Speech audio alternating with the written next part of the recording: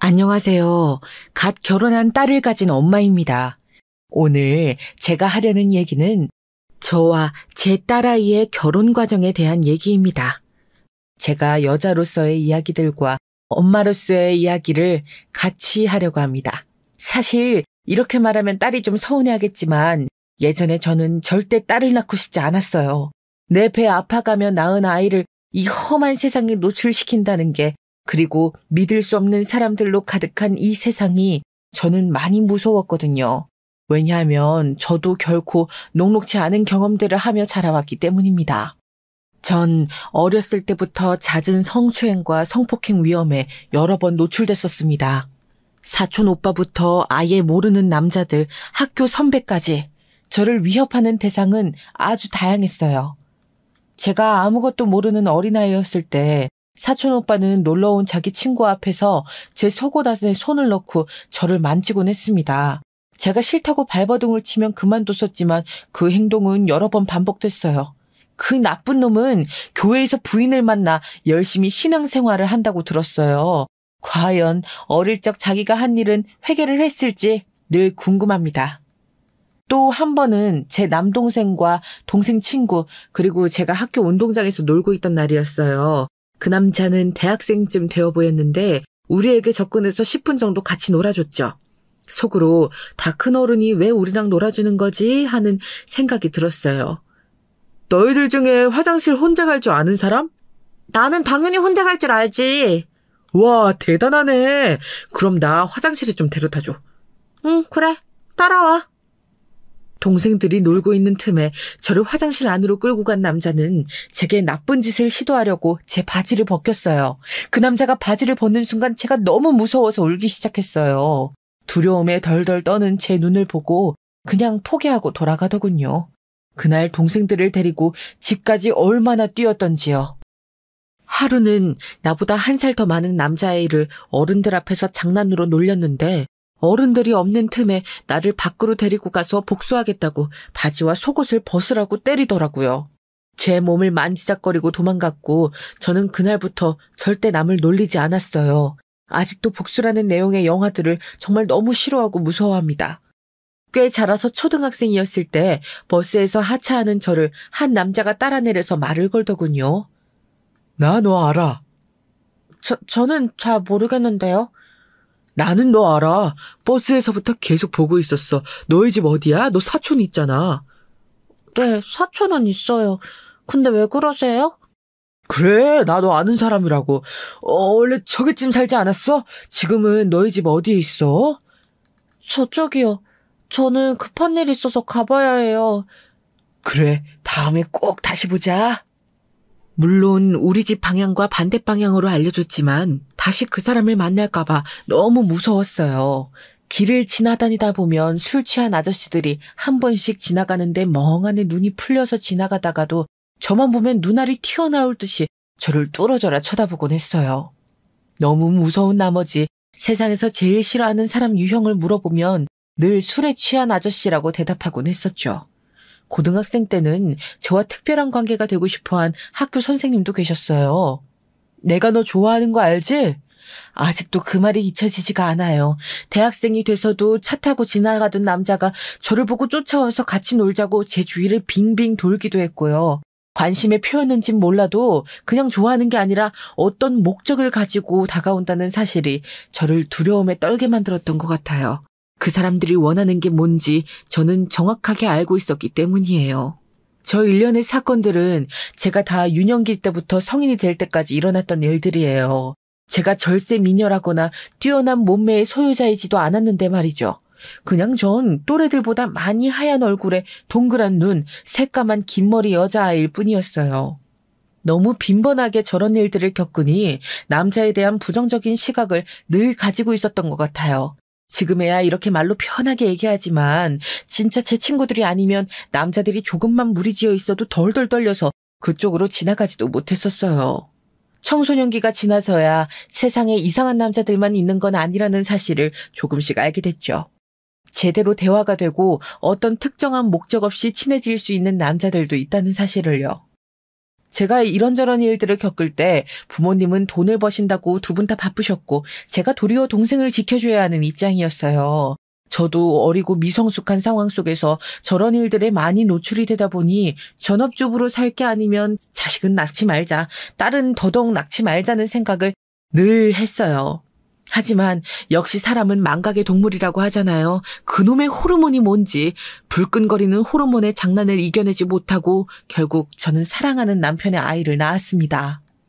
사실 남편은 저보다 2살 아래입니다. 대학교 동아리방에서 처음 봤어요. 저는 국문학과였는데 항상 말싸움을 잘하고 싶다는 로망이 있었습니다. 그래서 토론 동아리에 들어갔습니다. 그러던 중에 4년 후배였던 그 사람을 만났습니다. 남들 보기에도 하얀 피부에 조용하고 말수가 없는 그런 사람이었습니다. 삼수를 하고 입학을 해서 또래들이랑 어울리는 것도 어색해 보이고 참 잘 웃지도 않는 사람이었어요. 야, 쟤 봤냐? 수연이 너만큼 하얀데? 와, 나 남자가 저렇게 하얀 거 처음 봤어. 이보게 친구, 이제 갓 입학한 어린 후배한테 마술을 뻗치지 말게. 그럼 큰일 난다, 큰일 나. 범죄다, 범죄. 야, 네가 가서 좀 잘 챙겨줘라. 네가 우리 동아리의 최강 오지랖녀 아니냐. 야, 나 이제 놓친네야. 우리 예쁜 후배들이 어련히 잘 챙겨주려고 내가 나설 군번이 아니올시다. 거기 후배, 잠깐 이리 와봐요. 옳지. 자, 우리 동아리 많이 낯설죠? 여기 최수연이라고 후배보다 2살이나 많은 고학번 선배신데 이 선배가 참 말싸움도 잘하고 말이야. 못하는 게 없고 모르는 게 없는 사람이거든? 궁금한 거 있거나 같이 다닐 사람 없을 때 혹은 같이 밥 먹을 사람 없으면 이 선배한테 전화해서 밥 사달라고 해. 꼭 알겠지? 난 그럼 간다. 수연아 잘 챙겨줘라. 아줌마스러운 영미가 소개시켜준 준일이는 나만큼 정말 하얀 피부에 까만 목티가 잘 어울리는 미소년스러운 학생이었어요. 보는 것만으로도 청춘 드라마 한 편이 뚝딱 나올 것만 같은 외모였죠. 저는 친숙하게 접근해서 이리저리 학교생활 꿀팁과 수강 신청 요령, 학점 잘 맞는 비법, 학교 근처 맛집, 호구 교수님 정보 등 유용하고 쏠쏠한 정보들을 하나하나 오픈하며 그를 내 사람으로 길들여가고 있었어요. 사실 정말 조용하고 늘 다운이 되어 있고 차분한 것처럼 보였지만 그의 내적 분노가 제 눈에 계속 들어오더라고요. 남들은 잘 모르지만 나만 보이는 그의 깊은 빡침 카운트다운이 눈앞에 보이는 것 같았어요. 어우, 저놈 저거 또 열받았네. 영수야, 그만 좀 놀려라. 아, 저거 난리 나겠는데. 야, 영수 임마. 빨리 가서 사이다 하나 뽑아와라잉. 눈이 못 마르시니까 빨리. 네, 선배. 잠시만 기다리세요. 준이라, 이때다. 빨리 튀어. 그거 아세요? 말수도 적고 사교성도 별로인 사람이 제 앞에서만 서서히 마음의 빗장을 열어주는 그 즐거움을요. 남들한테는 잘 보여주지도 않는 개인기라든지 다른 사람들은 모르는 그의 집안 사정이라든지 이런 것들을 알고 나니까 저도 모르게 준이를 더 의식하고 신경 쓰게 되더라고요. 알고 보니 고3 때 부모님이 갑자기 이혼하시는 바람에 수능도 망치고 방황하다가 삼수 끝에 우리 학교에 왔다고 하더라고요. 서로 이런 비밀 저런 비밀 얘기에 저희도 모르게 서로 깊은 유대감을 가지게 됐습니다. 아끼는 후배라고만 생각했는데 내가 이래도 되나 싶게 자주 연락하고 그의 취향들을 알아가고 있었어요. 맛있는 과자나 음료가 동아리방에 있으면 후배들 몰래 준일이 사물함에 넣어두고 준일이도 또 나한테 그렇게 해줬고요. 같이 토론대회에 참가해서 상을 타기도 했어요. 상금으로 같이 여행도 갔다 왔고요. 여러모로 우리는 쿵짝이 참 잘 맞았습니다. 그러다 제가 졸업하고 출판사에 들어가고 나서도 계속 연락해서 만나곤 했어요. 준일이는 중요한 시험을 앞두고 있었는데 시험 전에도 누나를 봐야 힘이 난다고 저를 보고 결과도 바로 알려주곤 했지요. 준일이는 남들이 부러워하는 직업을 가지게 된 후에도 자주 나한테 연락을 했어요. 그냥 우리는 가족 같은 사이구나 하고 생각했답니다. 요리를 좋아하는 저는 준일이가 좋아하는 소고기 스튜를 만들어서 오피스텔에 찾아갔어요. 둘 다 20대 후반에 꽉 찬 나이였는데 각자 애인도 없이 우리끼리 만나서 수다 떨고 같이 노는 게 제일 편하고 좋더라고요. 술도 같이 진탕 마시고 같이 뻗어서 잠도 자고 오고 그랬어요. 준일이니까 가능한 일이었어요. 가끔 영미까지 셋이서 만나서 얘기하는데 하루는 얘기하더라고요. 그래서 둘이 날짜 언제 잡는 거? 얼마 전에 준일이 집 가서 너 뻗었었다며. 아니 30 넘어서 결혼할 거야? 그러지 말고 빨리 해라 결혼. 니네 덕에 호텔 뷔페 한번 먹어보자. 저는 빨리 하고 싶은데 선배가 틈을 안 주네요. 이 요망스런 기집애 같으니라고. 준일이가 이렇게 노력했으면 그냥 대충 못 이긴 척 자빠졌었어야지. 30 넘길 거야? 어? 아니 반지라도 하나 끼워줬어야 내가 뭐 자빠지든 말든 할 건데 맨입으로 내가 어떻게 하냐. 반지 주면 그럼 나랑 결혼하는 거다. 낙장부리 말지. 영미 누나 증인서요. 야 지금 당장 반지도 없으면서 무슨. 야 됐어. 오늘따라 왜 그런데. 장난 그만해라잉. 야 빨리 반지 꺼내 반지. 너 무르기 없기다. 누나 우리 이제 결혼하자. 나 누나 말고는 주위에 여자도 없어. 나를 제일 잘하는 누나랑 결혼하는 게 유일한 내 꿈이야. 하자 결혼. 오늘따라 격렬한 장난들이네 했는데 갑자기 무릎을 꿇더니 주머니에서 반지를 꺼내서 손에 끼워주는 게 아니겠어요. 야 너네들 결혼은 다 내 덕인 거 알지? 백 좋은 걸로 하나 쏴라. 응? 아 진짜 너무너무 잘됐다 이 예쁜 기집애. 야 잠시만 있어봐. 근데 지금 정신이 하나도 없어. 우리가 연애도 아니고 어떻게 바로 결혼을 해. 아니 그럼 그 오랜 세월 나 같은 킹카를 목매게 해놓고 책임을 안 질 거예요? 그리고 너 얼마 전에 나 책임질 일 했잖아. 내 입으로 말하기 부끄러운데. 너 얼마 전에 우리 집에서 술 취해서 자고 간 날 기억하지? 너 그때 나한테 어떻게 했었는지 진짜 기억 안 나? 뭐? 내가 잠깐만. 그럼 그게 꿈이 아니었어? 난 내가 그냥 욕구불만인 줄 알았어. 너랑 그런 야한 꿈을 꿔가지고 너무 민망했는데. 아니 그럼 그게 꿈이 아니었어? 네가 나를 덮친 거 이제 기억하지? 네가 다짜고짜 내 얼굴 붙잡고 키스하고 옷 벗기. 아우 난 말렸다. 내가 얼마나 참고 있었는데. 근데 네가 바로 그냥 책임지라고. 무조건 결혼이야. 다른 길은 없어. 고백을 받아주고 말고가 아니라 네가 나 책임져야 해. 어머 나 몰라. 준일아 미안해. 어떡하지? 어떻게 그걸 기억을 못해? 왜 진짜. 그렇게 저는 살면서 가장 대화를 많이 하고 서로를 잘하는 남자와 결혼하고 아이도 낳았습니다. 그렇게 지금 눈에 넣어도 안 아픈 딸을 얻었죠. 가끔 생각해요. 내가 준일이가 아니라 다른 남자와 결혼했더라도 지금처럼 이렇게 행복할 것 같은지에 대해서 말이에요. 오랫동안 대화하고 신뢰가 쌓여있는 이 남자가 아니었다면 저는 다른 남자와는 행복하지 않았을 것 같아요.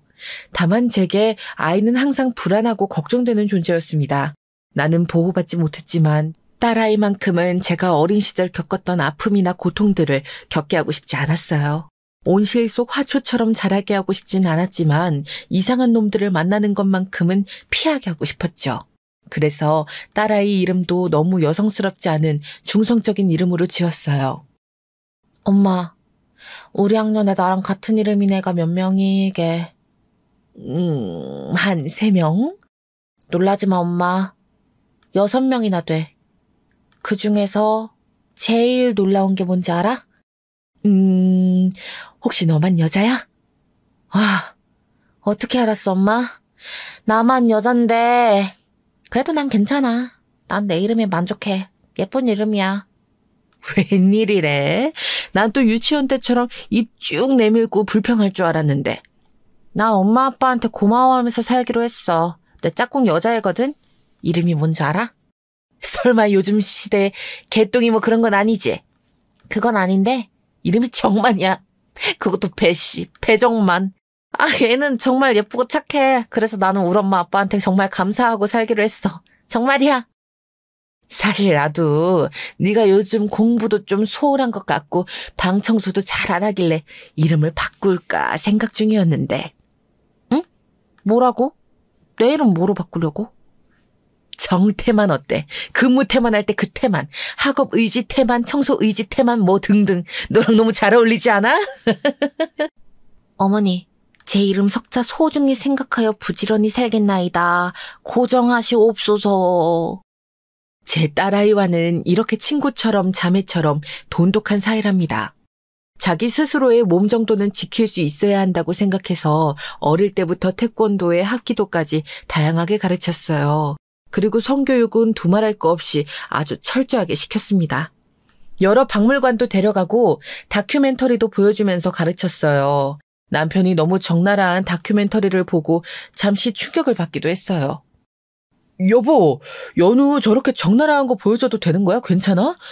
너무 적나라한 건 좀 그렇지 않아? 괜찮아. 저거 외국에서는 교육용으로 쓰는 거야. 요즘 애들 첫 경험 나이가 몇 살인 줄 알아? 평균 13세까지 내려가는 추세인데 미리 안다고 나쁜 건 없다고 생각해. 엄마, 그럼 엄마 아빠도 저걸 하는 거야? 저걸 해서 나를 가진 거야? 오 마이 갓! 엄마, 정말 좋아하는 사람 만나면 저렇게 하고 싶어지는 거지? 나도 저렇게 좋아하는 사람이랑 하게 되는 날이 오는 거야? 그게 언제쯤일까? 그건 내가 이 사람을 정말 좋아하는구나 하고 확신이 들 때 그 사람과 합의를 하에 사랑을 나누게 되는 거야. 근데 나쁜 어른들 중에 자기 맘대로 아이들을 속여서 저런 행동을 강제로 하려고 하는 사람들도 많기 때문에 늘 조심해야 돼. 네 몸을 마음대로 만질 수 있는 사람은 너 하나야, 알겠지? 선생님이든 남자친구든 그 누구도 너를 함부로 만질 수 없는 거야, 알겠지? 응, 걱정 마, 엄마. 내 몸은 내가 지킨다. 꼭 강해질게.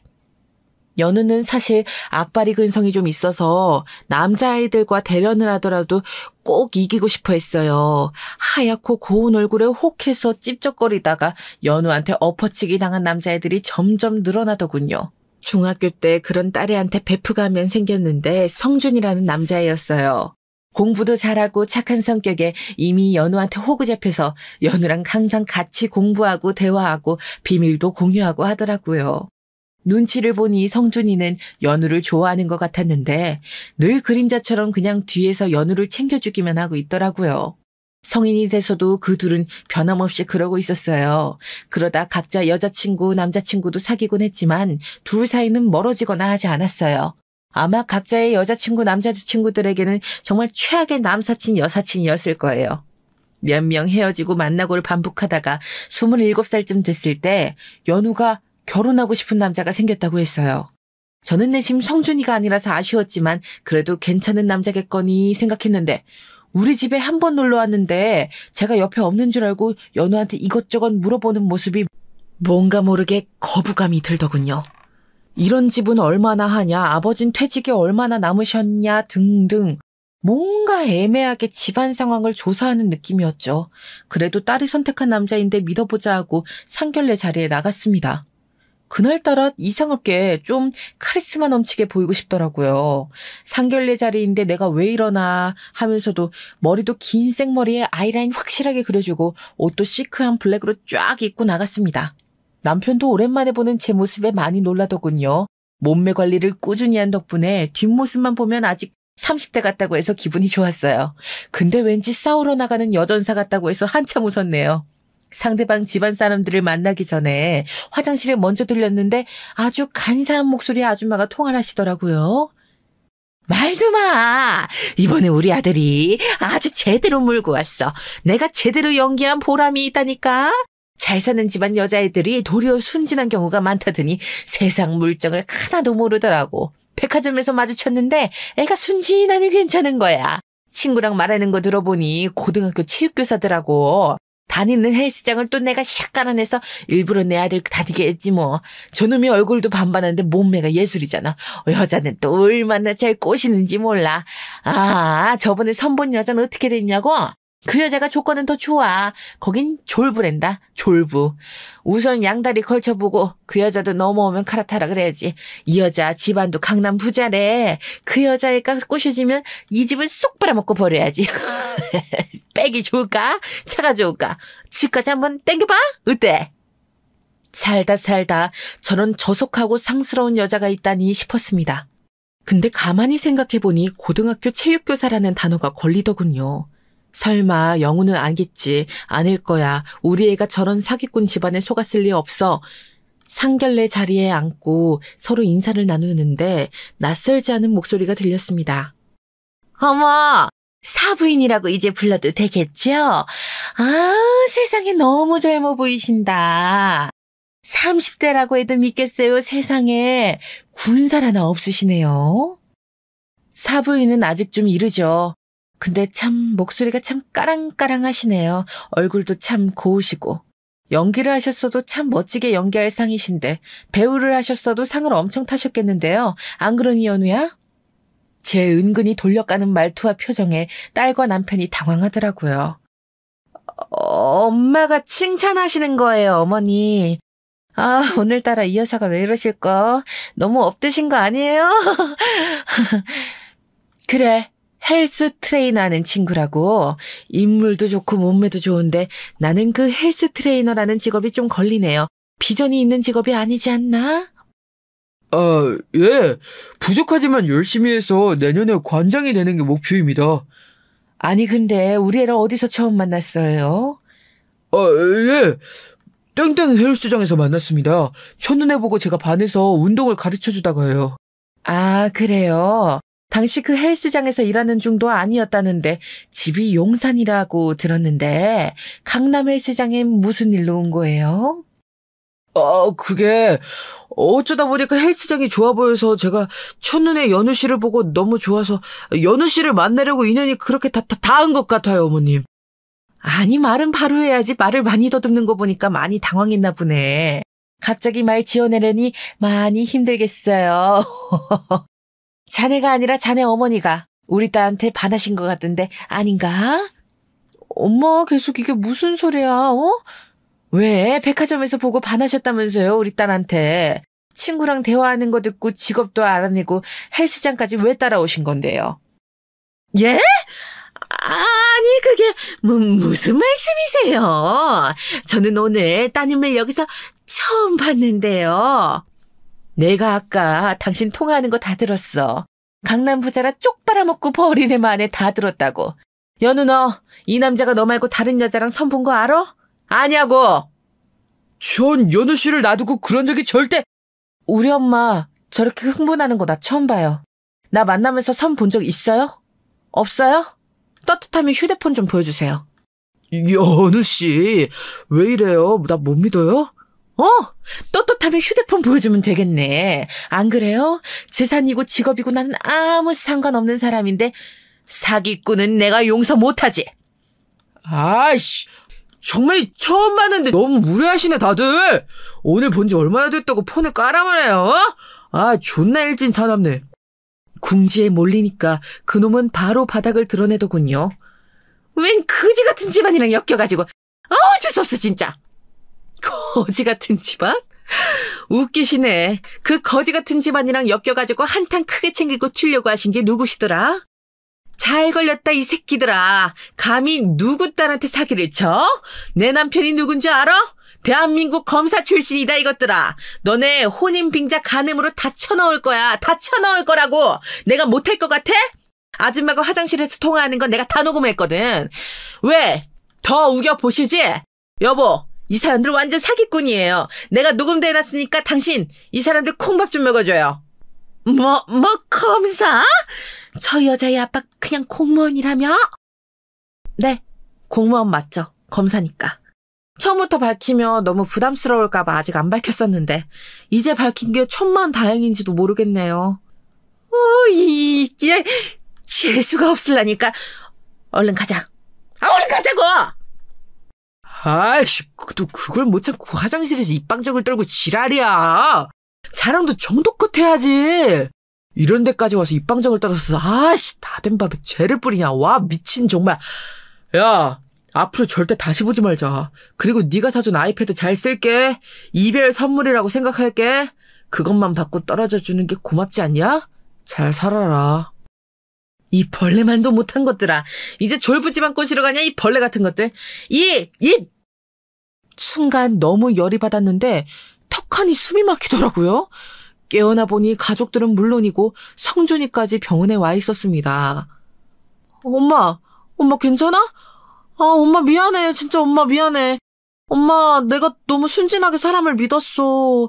처음 봤는데 운동도 잘 가르쳐주고 친절해서 나는 나한테 홀딱 반한 줄 알았지.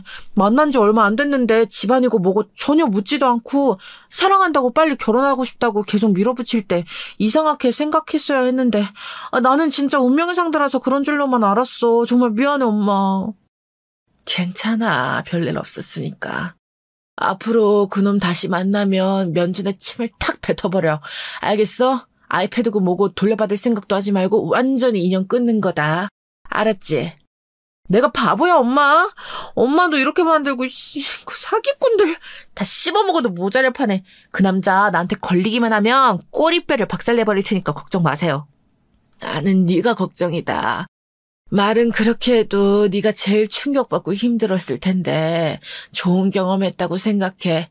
세상에는 성준이 같은 좋은 남자들만 있는 게 아니야. 그걸 알아야 돼. 엄마 맨날 성준이. 우리 여사님 살아나셨네. 성준이는 나 좋아하지도 않는데 엄마는 맨날 성준이만 예뻐하고. 아니 나 하나만 물어보자. 성준이 어디가 그렇게 마음에 드는 거야? 성준아, 아줌마가 미안하다. 내가 딸을 낳은 게 아니라 미련 곰탱이 장님을 낳은 것 같아. 너한테 면목이 없다. 너 마음에 든다고 치근덕거리고 뒤에서 나쁜 짓 하려고 작당모의 하던 놈들, 그때 성준이가 다 알아내고 두들겨 패고 각서받은 거 넌 모르지? 너 괴롭히려고 작전 짜던 일진 언니들 해코지 못하게 계속 너랑 붙어 다닌 것도 모를 거다, 너는. 그지? 너 중학교 때 다녔던 태권도 도장도 급하게 다른 데로 옮긴 것도 왜 그런지 넌 모르지? 그때 막 들어온 막내 사범이 너 몰래 이리저리 사진 찍던 거 성준이가 알려줘서 옮긴 거였어. 너는 나랑 성준이가 키웠다 이거사. 내가 그러니 너보다 성준이를 더 믿고 그러는 거야. 아유, 성준아, 부탁인데 우리 저 미련곰탱이 연우 좀 데리고 나가서 놀아줘. 잘 부탁한다.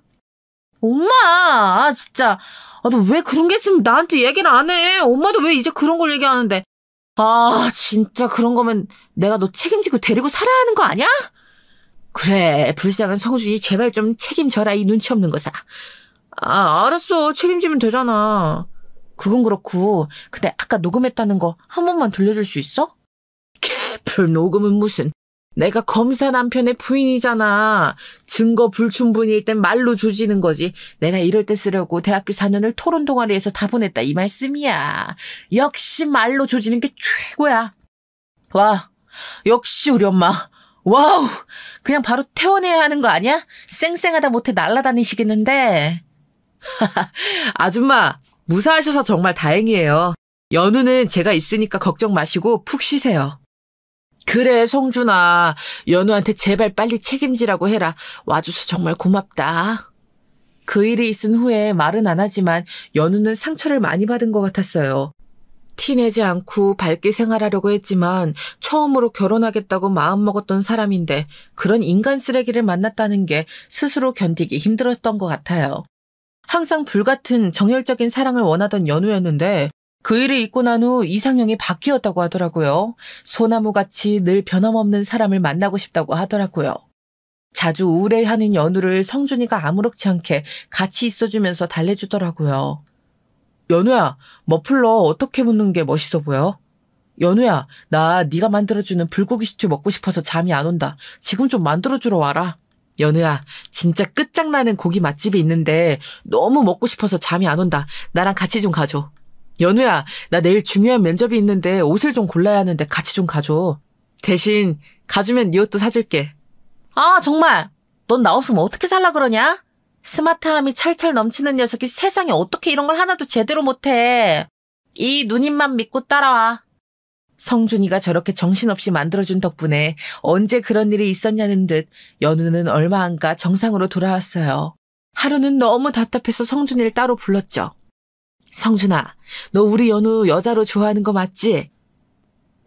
네, 맞아요. 정말 많이 좋아하는데 근데 저희 어렸을 때 의남매를 맺었어요. 의남매가 깨지면 평생 다시 안 보는 걸로 약속했는데 어떡해요, 어머니? 저 연우 안 보고 살 자신이 없어요, 어머니. 그럼 뭐 피도 막 섞고 그런 거 한 거야? 네, 한 방울씩만 섞었어요. 뭐 어쩔 수 없네, 그럼. 네? 어쩔 수 없다니요? 포기하고 평생 그림자처럼 살면서 가슴 아파하고 혼자 눈물 짓고 가슴 치고 그렇게 살든지 아니면 에라 모르겠다고 다른 걸 섞고 살든지. 다른 걸 뭘 섞어요, 어머니? 뭐긴 뭐니, 얘. 살 섞고 사는 거지. 어머니, 저 해볼게요.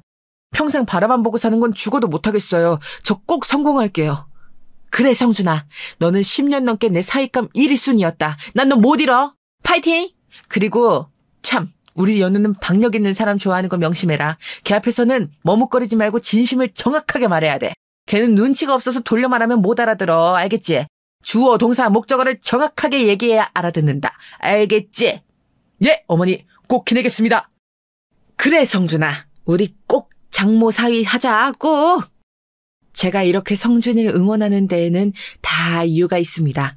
연우가 아무리 유단자이지만 곱상한 외모 때문에 여러 유혹과 마수들의 손길이 참 많았거든요.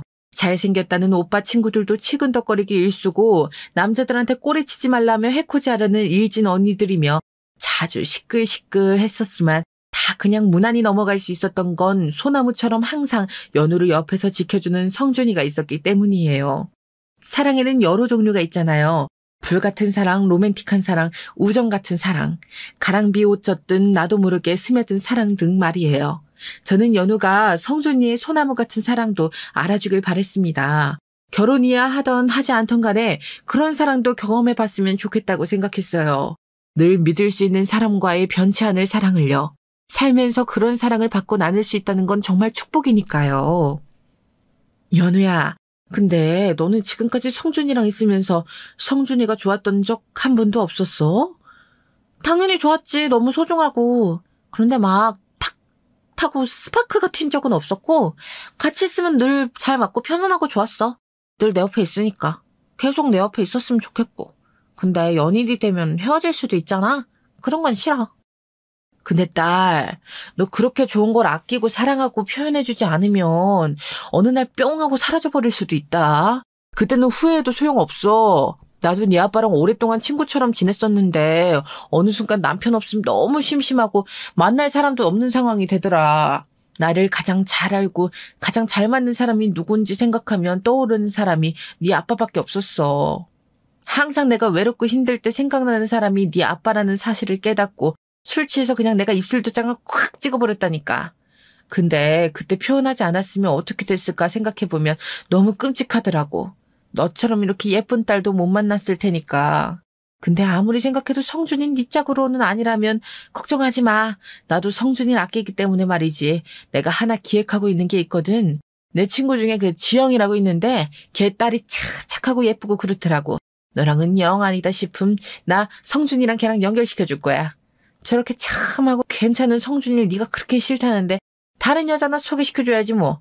3일 줄 테니 잘 생각해봐. 뭐? 3일? 그래. 알았어. 평소 같으면 그럴 일 없다고 손사래를 칠 연우였는데 어쩐지 이번에는 생각을 좀 해보겠다더군요. 대어를 낳기 위해 저는 떡밥을 하나씩 뿌리고 있었습니다. 야, 뭐해? 너희 엄마 곧 생신이잖아. 뭐 해드리면 좋을지 상의하게 우리 집으로 좀 와라. 너 그냥 우리 엄마 아들 해라. 이러니 우리 엄마가 너를 어떻게 안 사랑할 수 있겠냐? 1시까지 갈게. 밥은 먹었어? 안 먹었는데 배가 안 고파. 얼른 와. 엄마, 나 성준이네 갔다 올게. 뭐 상의할 게 있다나 봐. 그래, 잘 갔다 와. 근데 옷이 그게 뭐야? 좀 이쁘게 입고 다니라 좀. 치마도 좀 입고. 이쁜 다리 다 썩힐래? 와우, 알았어. 갈아입을게, 진짜. 나 갑니다. 야, 너 왜 늦어? 너 왜 이렇게 이쁘게 하고 왔어, 설레게? 헐, 너 그런 말도 할 줄 알아? 언제 또 그런 고급 기술을 장착했대? 둘은 제 생일 파티를 한참은 상의했대요. 성준이도 그날따라 말할 용기를 내기가 정말 힘들었다네요. 야, 우리 엄마 무슨 환갑잔치도 아니고 생일을 이렇게까지 심각하게 상의할 일이냐, 일이? 지금 몇 시간째야? 사실은 연우야. 내가 할 말이 있어서 그래. 잠시만 물 좀 마실게. 그러니까 우리 어렸을 때 은한매 맺었던 거 기억나? 피 한 방울씩 섞어서 했던 거. 응, 기억나. 맞아. 우리 그런 것도 했었네? 진짜 웃긴다. 우리 술은 못 마시니까 사이다에다 피 섞어 먹고 철 냄새 난다고 욱욱거리고. 근데 그건 왜? 우리 그때 의형제 깨지면 다시는 안 보기로 했었던 것도 기억나? 나 이제 너랑 은한매 그런 거 하기 싫어. 피 섞고 그런 거 말고 다른 거 섞고 싶어. 이 바보 같은 성준이는 정말 저렇게 얘기했었대요. 그동안 여자친구가 있었다는 건 혹시 다 거짓말이 아니었을까 하는 생각이 들더군요. 내가 말한 그대로 말할 줄이야. 다른 거? 뭘 섞을 건데? 뭐? 너랑 살 섞는 사이가 되고 싶어. 뭐라는 거야, 지금? 살은 어떻게 섞는 건데? 이렇게. 야! 연우는 오후에 나가서 늦은 밤이 돼서야 집에 들어왔어요. 뭐하다 이제 왔어? 많이 늦었네. 엄마, 그거 알아? 성준이 잘해. 뭐? 얘가 무슨 소리라는 거? 뭘 잘해, 뭘, 너희 혹시, 야, 장난치지 말고 주어를 말해, 주어를. 아니, 걔가 나랑 은남매하기 싫다고 피 썩는 거 말고 이제 나랑 살 썩고 싶다고 하는 거야, 세상에. 아, 성준아, 왜 그랬니, 세상에. 그 하고 많은 미사오구들과 달콤하고 로맨틱한 말들은 다 놔두고 살에다 좀 섞어보자고 하다니요.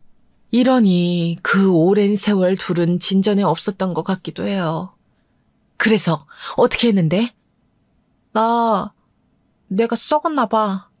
살 썩는다 그래서 그 시기 얘기하는 줄 알고 깜짝 놀랐는데 글쎄 키스를 하더라고. 아니 근데 너무 잘하는 거야. 엄마 심장이 막 벌렁벌렁하고 몇 시간을 한 건지 모르겠어. 그럼 이제 성준이랑 만나는 거야? 우리가 어떻게 그래. 그냥 키스만 한번 해본 거지 뭐가 변하겠어? 좋다 말하네. 너희 이제 한동안 안 만나는 게 좋겠다. 너 토요일에 시간 좀 비워놔. 정숙이 아줌마 아들이 있는데 애가 참 괜찮대. 걔 좀 만나봐라. 너보다 2살 위 오빠인데 직업도 좋고 얼굴도 잘생겼대. 그리고 성준이도 전에만 했던 친구 딸 소개시켜주니까 그렇게 알고. 저는 바로 성준이에게 전화를 걸었어요. 방금 연우한테 얘기를 들었는데 한동안 너 우리 집엔 이제 안 오는 게 좋겠다, 성준아. 섭섭하게 듣지 말고 대신 너 그 지영이라고 내 친구 딸이 있는데 애가 참 예쁘대. 토요일 2시에 네모 호텔 라운지에서 만나기로 약속 잡을 테니 그때 시간 비워놔. 네가 참 좋은 애라서 내 딸이랑 엮어주고 싶었는데 니네 인연은 여기까지인가 보다. 어쩔 수 없지 뭐. 갑자기 생각지도 못하게 급변하는 상황에 연우는 난리가 났더군요.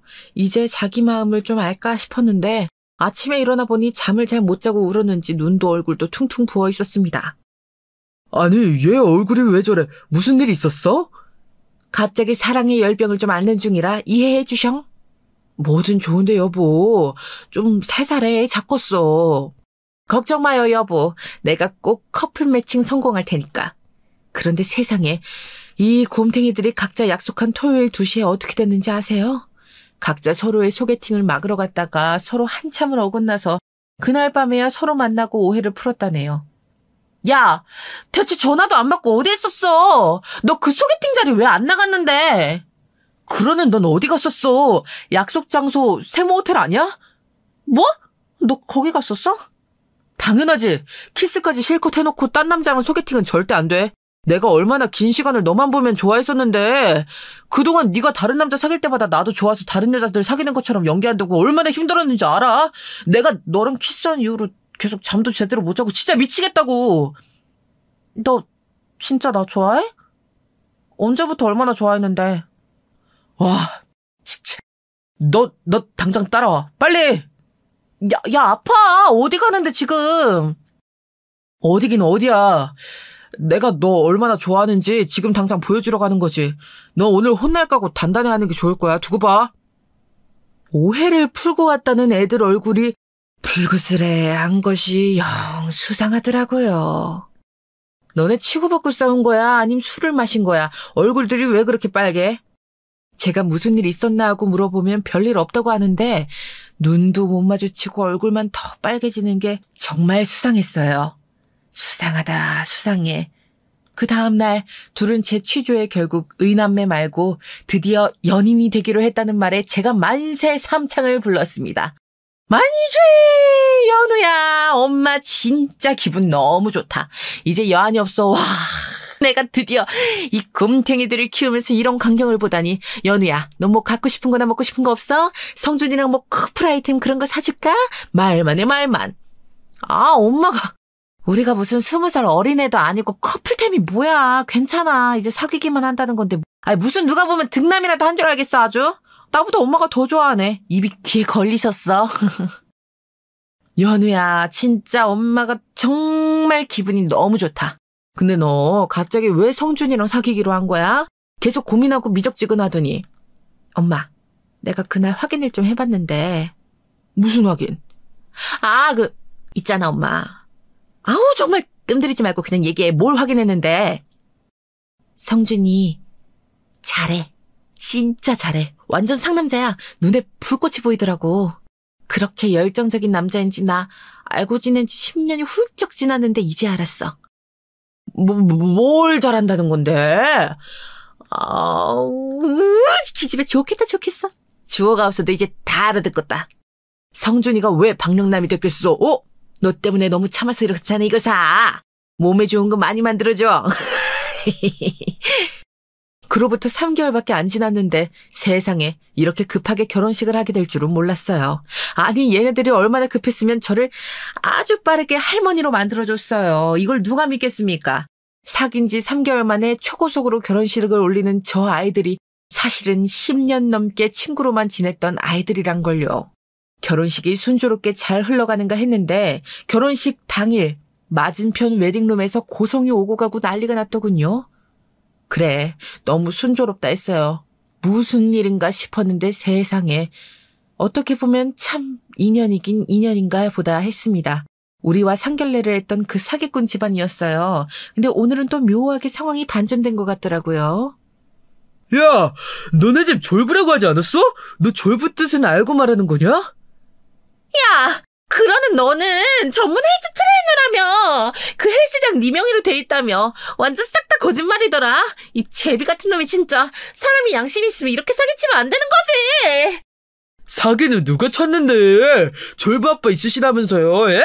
그 졸부 아버지가 왜 아파트 경비를 보고 계시는 거냐고, 왜? 정말 난리도 아니었습니다. 사랑으로 인한 결혼이 아니라 결혼으로 한몫 챙겨보려는 심보를 가진 사람들끼리 만나서 서로 사기치는 정말 아름다운 광경이었어요. 세상에 저런 귀한 교육 자료가 어디 있을까 싶어 영상으로 남겼어요. 신부 대기실에 딸한테 보여줬더니 한참을 생각하더라고요. 너 무슨 생각해? 한 번씩 엄마가 나를 과도하게 신경 쓰고 걱정한다고 생각했거든. 근데 그 덕분에 내가 정말 바르게 잘 자란 것 같아. 엄마가 오랜 세월 공들였던 남편감도 정말 최고고 엄마가 있어서 난 정말 행복해. 정말 감사하고 사랑합니다. 어머, 나 눈물 난다. 우리 앞으로 잘 살자, 연아야. 사랑해. 이렇게 아슬아슬하게 불행을 비켜나간 것 같은 느낌은 처음이었어요. 공들여 키운 자식이 제가 있어서 정말 행복하다고 말하니 저는 더 바랄 것이 없었습니다. 이 예쁜 딸이 누구보다도 바르고 멋있는 남자를 잘 골라서 결혼까지 하니까요.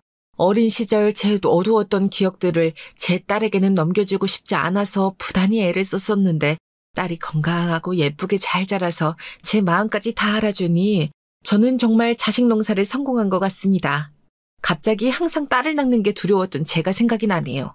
일어나지도 않은 미래의 일들을 걱정하면서 끝까지 딸을 낳지 않았더라면 지금의 이 기쁨도 가질 수 없었겠죠. 그래서 그런 속담이 있나 봐요. 구더기 무서워서 장 못 담그냐, 그 말이요.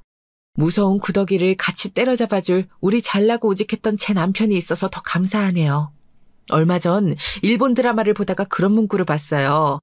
강한 뿌리에는 아름다운 꽃이 핀다라는 글이었어요. 비록 그 뿌리를 괴롭히는 수많은 자연 환경이 있을지라도 땅속 더 깊이 파고들어서 꽃을 피워내고야 마는 게 정말 이기는 거겠지요. 내가 좋아하는 사람이 나를 좋아할 확률은 야구로 치면 퍼펙트 게임만큼 어려운 일이라는데 우린 살면서 또 그 어려운 일들을 해내는 사람들이 됐고 또 여러분들도 해내시길 빕니다. 아무리 어려운 확률이더라도 포기하지 않는 마음으로 해나가면 그 마음이 어디로든 닿을 때가 있을 테니 우리 포기하지 말고 다들 파이팅입니다. 안녕하세요. 어디 가서 이런 이야기 절대 허심탄회하게 남들에게 꺼내어 본 적이 없는데 임금님기는 당나귀 귀 외치는 심정으로 털어놓아 봅니다. 저는 경기도의 변두리에서 22살까지 어느 작은 공장에서 일을 하다가 23살이 되던 해에 제 바로 위형제인 작은 오빠의 권유로 서울에 가게 되었습니다. 말자야, 죽이 되든 밥이 되든 너는 서울로 가라. 내가 일전에 잘 알고 지냈던 형님께서 작년에 장가 들어서 서울에 살고 계시는데 형수님이 차리신 미용실이 꽤 되고 있나 봐. 일손이 필요하신 모양인데 네가 가서 허드렛 일도 하고 미용 손기술도 가서 익혀보고 그렇게 살아. 이미 말은 다 전해놨어. 저는 작은 오빠가 호영호재하며 지냈던 분을 찾아가 신세를 졌어요.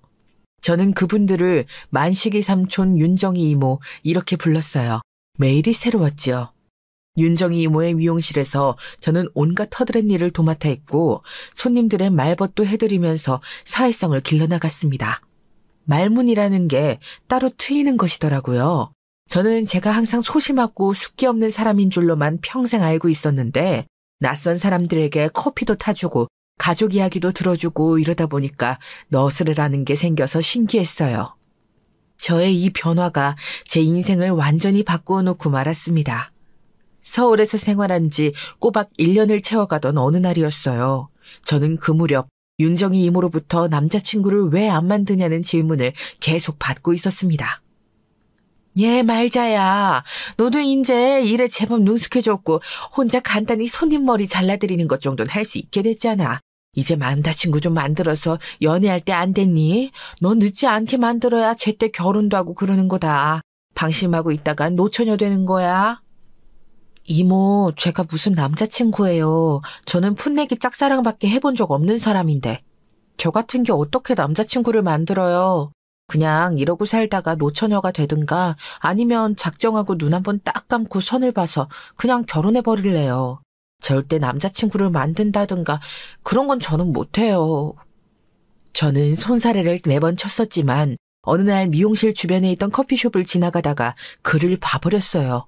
키가 제법 훤칠했고 아주 말끔하진 않아도 단정하게 옷을 갖춰 입고 있었으며 책을 한 손에 든 걸로 보아서 대학생이 아닐까 싶었습니다. 눈이 마주치자 저에게 그쪽에서 먼저 살짝 목례를 하는 게 아니겠어요? 저는 그가 참 매너 있다 생각하면서 저도 모르게 목례로 화답을 하였는데 앞불싸 알고 보니까 제 뒤편에 그의 일행이 다가오고 있던 거예요.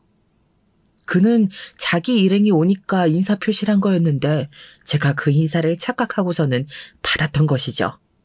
그걸 안 제가 너무 창피해서 미용실로 주랭랑을 치고 말았는데 그러면서 뒤를 돌아봤더니 그가 저를 쳐다보고 있었습니다. 그게 첫 만남이었어요. 그 후로 사흘이나 지났을까 그가 미용실 밖에서 두리번거리더니 안에서 청소를 하고 있던 저와 눈이 마주쳤죠. 그러자 어색하게 손인사를 하면서 휙 가버리더라고요. 그때 그 남자잖아. 설마 내가 여기로 향했던 걸 그때 보고선 날 보려고 지금 찾아온 거야? 어쩌면 좋지. 제 인생에도 이런 순간이 오다니 이런 건 다른 멋진 청춘들에게나 벌어지는 일인 줄 알았습니다. 그것 별거 아닌 순간들에도 심장이 뛰어서 일이 손에 안 잡히더라고요.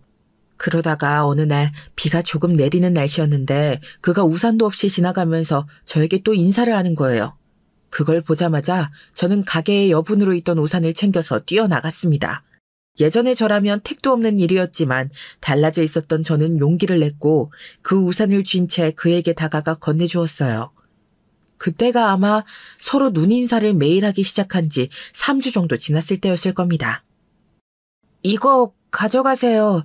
괜히 비 맞지 마시고요. 그러다 감기 걸려요.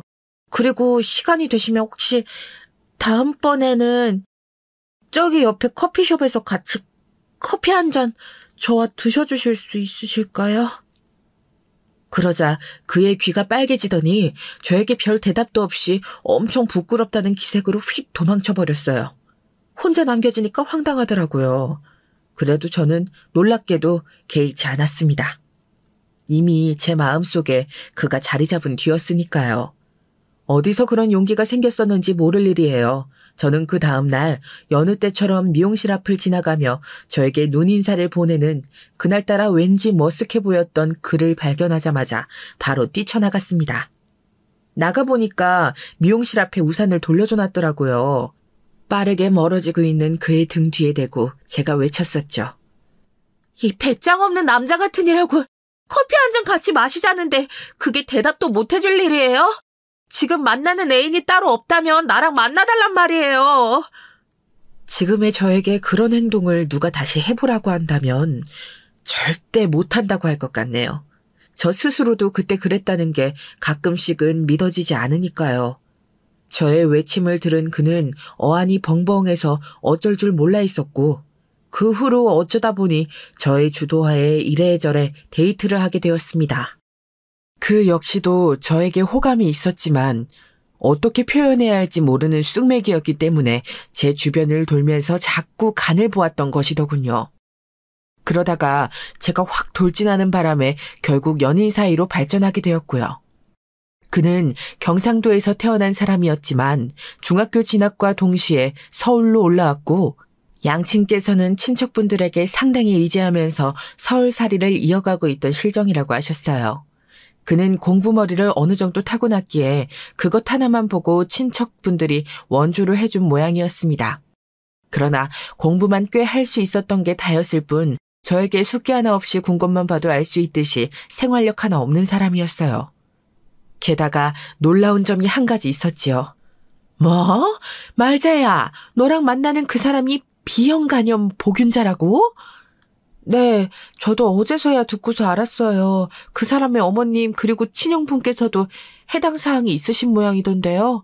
그런데 저는 그런 게 뭔지 잘 몰라요. 솔직히 관심도 없고요. 나도 그런 걸 잘 아는 건 아니야. 하지만 네가 굳이 그런 사람하고 결혼은 안 했으면 좋겠다는 판단 정도는 서고 있어. 이쯤에서 그냥 정리해. 더 만나지 마. 그게 좋지 않다는 건 저도 알아요. 그러니까 그 사람도 저에게 심사숙고한 끝에 알려주었겠죠. 결혼 이야기가 오가고 있던 중이었으니까요. 끝까지 숨기지 않고 저에게 솔직하게 말해준 게 저는 엄청 고맙고 이걸로 더 믿음이 생겼어요. 저는 처음부터 그 사람이 좋았기 때문에 결혼까지 하고 싶어요. 제발 이모도 허락해 주세요. 이모하고 삼촌은 저에게 친가족이나 다름없잖아요. 반대하시는 결혼이라면 제 마음이 편하지 않을 거예요. 아니, 미안하지만 나는 허락을 못 해줄 것 같아. 그리고 이 사실을 너 집에는 아직 안 알렸지? 표정을 보니까 숨길 심산도 있었던 모양인데 나 그런 거 못 두고 봐. 당장 내가 연락해서 전부 알릴 거야. 이 결혼 말려달라고 내가 강하게 말하면 전부 반대를 해주시겠지. 네가 이대로 결혼하는 꼴은 절대로 못 본다. 왜 그렇게까지 하세요? 이모는 제가 잘 되는 게 싫으신 거죠? 기껏 서울살이 하게 해줬더니 허락하지도 않은 남자하고 멋대로 결혼까지 한다니까 그게 괘씸하고 건방지게 느껴져서 반대하시는 거 맞죠? 제가 계속 이모 밑에서 잡일이나 하면서 여기에 종처럼 박혀있길 원하셨겠지만 뜻대로는 못 해드려요. 뭐라고? 종이라고? 너 나를 대체 어떻게 보고 그런 소리를 하는 거야? 말자야. 너에겐 정말로 크게 실망했다. 내가 너를 잘못 보고 있었구나. 저야말로 이모한테 실망했어요. 응원은 못 해주실 망정 그렇게까지 나를 세우며 반대하실 건 없잖아요. 저 당장 여기서 나가겠습니다. 그는 당시에 저에게 너무 생소하게 느꼈던 비염 간염 복균자였고 이 사실을 두고 저는 윤정이 이모와 크게 대립했어요. 민식이 삼촌도 저희 편을 들어주시지 않자 저는 크게 낙심하여 홧김에 그곳을 나와버렸습니다. 그리고 그에게로 갔죠. 시집도 안 간 여자가 사귀는 남자의 집안에 들어갔다는데 이걸 두고도 결혼하지 말라고 하실 만큼 저희 친정 부모님께서는 개방적인 분들이 아니셨어요. 기함하시면서 그렇게 된 이상 결혼해서 살아라고 하셨죠. 그렇게 저는 변변찮은 식도 올리지 못한 채로 결혼 생활을 시작하게 되었습니다. 저희 부부는 서로를 다독였던 것 같습니다. 출발선만큼은 나쁘지 않게 그어졌던 듯 싶네요. 그런데 제가 늘 마음에 걸렸던 건 저를 십시일반으로 도와주신 민식이 삼촌과 윤정이 이모를 저버린 채 배신 같은 결혼을 했다는 사실이었어요. 제가 그 두 분의 품을 뛰쳐나온 이후로 다시 뵌 적은 없었습니다. 자연스레 작은 오빠하고도 왠지 서먹해졌고요. 지금 돌아보면 그때의 저는 묘한 강박을 가지고 있었던 것 같아요. 이렇게 되어버렸으니 무조건 보란듯이 잘 살아내야 한다는 강박 말입니다. 그렇지 않으면 의미가 없고 큰일이 나는 거라고 여겼어요. 저는 유부녀가 된 지 바로 얼마 후에 임신을 했는데 이 임신 기간부터 정말 힘들었습니다. 그러니까 결혼 직후에 아주 짧은 단기간만 별 생각 없이 그나마 무탈하고 행복하였으며 그 이후로는 계속 고난의 연속이었다는 말이 되네요. 저는 입덧이 무척 심했어요. 그리고 손발이 잘 부었죠.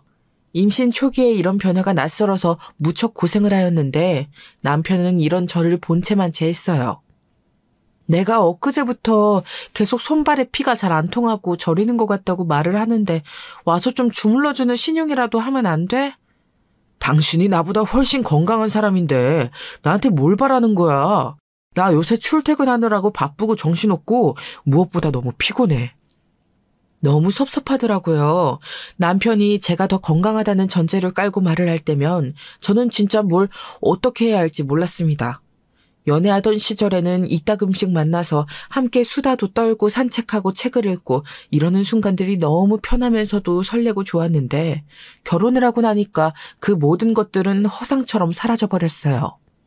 그 순간들은 공유한 사람이 바로 제 눈앞에 있는 남편이라는 사실도 믿어지지가 않았습니다. 원래 저는 결혼한 이후로 어느 규모 있는 미용실에 들어가 작은 업무를 맡고 있었는데요. 입덧이 심해지고 컨디션이 오락가락하면서 그만둘 수밖에 없었어요. 제 존재가 그곳에 민폐가 되었으니까요. 어쩔 수 없는 문제를 가지고 남편은 툴툴댔었죠. 일 다니기 너무 힘들어서 슬슬 그만둘까도 싶은데 마누라가 돈을 안 벌고 있으니 내가 쉴 수가 없네. 이러다가 내가 과로로 죽는 건 아닐까 싶다. 남편이 뭐 대단한 일이라도 다니고 있었으면 제가 말은 안 얹죠. 그런데 경력 짧은 여자들이나 주로 할 법한 단순 사무일이었어요. 당연히 돈도 얼마 못 받았고요. 그럼에도 그렇게 유세를 부리며 온갖 투정은 다 부렸었죠. 시간이 좀 지나서야 알게 되었어요. 남편처럼 원체 몸이 안 좋은 사람은 쉽게 예민해지고 짜증이 난다는 것을요. 그리고 이게 나이가 들수록 더 심해진다는 것을 말입니다. 저는 그런 상식도 지식도 없었기 때문에 스스로 발등을 찍은 거였어요. 죽으림을 다해 아이를 낳았고 예쁜 딸이었습니다. 그런 때도 남편은 저에게 수고했다, 고맙다 이런 말을 하는 대신에 저를 보며 한다는 말이 고작 이거였어요. 생각보다 애 낳는데 오래 걸렸다. 기다리느라 잠도 제대로 못 자고 힘들어 죽는 줄 알았어. 좀만 더 오래 걸렸으면 나 힘들어서 쓰러져가지고 링겔 맞을 뻔했어. 그쯤 되니까 저도 왠지 지치더라고요. 출산한 직후에 저에게 하는 태도를 딱 보니까 그 와중에도 머릿속에 드디어 판단 한 가지가 섰어요. 이 사람에게는 뭘 기대하면 안 되고 내가 의지를 해서도 안 되겠구나. 그럴 수 없는 사람이구나. 내가 어르고 달래서 힘들게 끌고 나가야 하는 사람이구나. 이걸 깨달았습니다. 막막하더라고요. 친정 부모님께서는 멀리 사시는 데다가 제가 형제들이 많으니 가까이 사는 조카들 봐주시고 그러시느라 정신이 없으셨어요. 언감생심 제가 아기를 봐달라고 할 수도 없었죠. 게다가 제 결혼 약간 미운 털 박힌 결혼이었으니까요. 의지할 때라곤 시댁뿐이었는데요. 시어머니께서도 왜 그렇게 금세 골골거리시던지 모릅니다. 남편의 친형인 아주버님께서는 노총각이신 줄로만 알았건만 알고 보니 전혀 아니었고 일찍 결혼을 하셨다가 이혼을 당하신 거였어요. 제가 존재도 몰랐던 아이도 있었고요. 저는 제가 출산을 하고 난 뒤에야 저에게 시조카가 한 명 있다는 사실을 알았고 아주버님께서는 그 작은 벌이로 전 부인에게 양육비 명목으로 매달 얼마라도 조금씩 붙이고 계셨다는 것도 알았죠. 약간 배신감이 들더라고요. 제가 이것 때문에 남편하고 좀 다퉜는데 시어머니께서는 당신을 탓하라 하셨습니다. 다 내 잘못이지. 자식들을 건강하게 낳아주지 못해서 큰놈이 결국 이혼이나 당하는 꼴을 봐야만 했으니 그게 너무 가슴이 아파서 새 며느리인 너는 모르길 바랬다. 그러니 나를 탓하렴.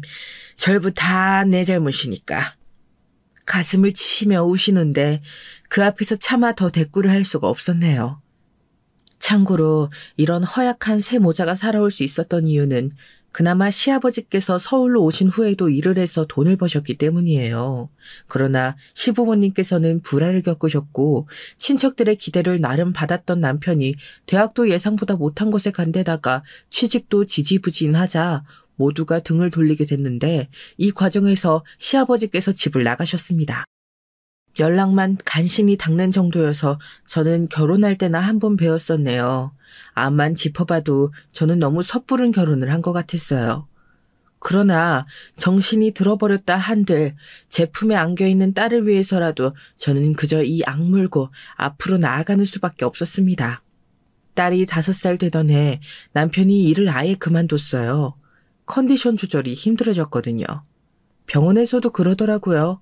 과로, 스트레스 이런 게 남편에게는 쥐약이라고 했습니다. 그런 말까지 들었는데 제가 뭘 어쩌겠나요. 혼자 가장이 되어 꿋꿋하게 일했죠. 남편은 집에서 살림을 한다고 하였으나 제가 어쨌든 한 번씩 다시 건드려야 했었고 반찬을 만들어 놓는 일도 결국은 제 몫이었습니다. 결혼이란 뭐고 인생이란 뭘까 이런 생각으로 우울해하고 있을 때 연락을 받았어요. 놀랍게도 수년 만에 목소리를 듣는 윤정이 이모였습니다. 작은 오빠에게 사정을 해서 제 연락처를 알아내셨더라고요. 삼촌과 함께 2분 내외는 지인에게 사기를 당한 이후로 최근 2년간 너무 큰 생활고를 겪게 되어서 허덕이며 사시다가 미국에 사시는 먼 친척분이 권유를 해주셔서 이민을 가게 되셨다고 했어요. 남들은 아메리칸 드림이라고 하면서 돈을 꿈꾸면 미국을 가던데 우리는 살려고 간다. 여기서는 더 이상 안 될 것 같아 말자야. 그간 우리가 어른답지 못하게 너한테 먼저 연락을 하지 못하고 그렇게 산 거 너무 미안해. 딸이 있다며 잘 지내고 있지? 네, 저는 별 문제 없어요. 풍족하지는 않아도 부족하진 않게 살아요. 그렇구나. 넌 똑똑하니까 잘 살 거야. 네가 이렇게 잘 해낼 줄 알았다면 그때 굳이 결혼을 반대하며 너와 싸우는 게 아니었는데 너무 미안하네. 저기 말자야. 다름이 아니라 내가 어렸을 때 친자매처럼 자란 결혼한 사촌 여동생이 있는데 걔가 지금 사정이 너무 어려워. 도와주고 싶지만 당장 미국으로 가야 돼서 네가 내 사촌 여동생 우리 말순이 좀 들여다봐 줄 수 있을까? 우리처럼 안타깝게 사기를 당해서 가정이 붕괴되었어. 자기 남편은 돈벌이로 베트남에 자기 어린 아들은 먼 시댁에 그렇게 따로 두고 말순이가 사는 중이야. 너에게 부탁해도 괜찮을까? 솔직히 제 코가 석자였습니다. 그럼에도 저는 그 간절한 목소리를 외면할 수 없어서 연락처를 받았죠.